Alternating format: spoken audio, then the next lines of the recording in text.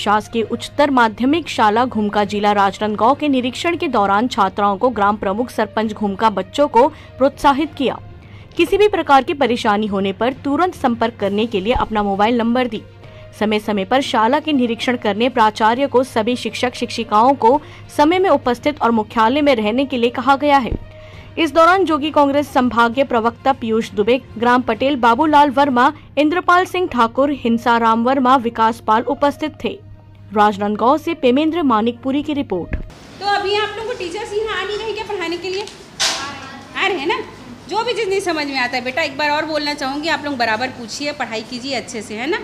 और किसी से शिकायत हो? हाँ बिल्कुल, किसी से भी शिकायत हो। और मुझे एक चीज़ है, ये मैं यहाँ और बात भी की हूँ, मैं थाने में भी बात की हूँ कि अगर ऐसा कुछ नशे वाला जो चक्कर है, या गुटखा हो, दारू हो, या कुछ भी सिगरेट हो, बीड़ी हो, लड़के लोग ज़्यादा सेवन करते हैं। लड़कियाँ जानती हैं, लेकिन बताएं छोड़ना रहन दे, का करना है हमला। लेकिन वो छोड़ना रहन दे, का करना है हमला, ये कहीं ना कहीं जाके चाहे घर में हो या किसी के ऊपर कहीं ना कहीं कुछ गलत हो ही जाता है। इससे अपने को छिपाना नहीं है, बताना ज़रूर है।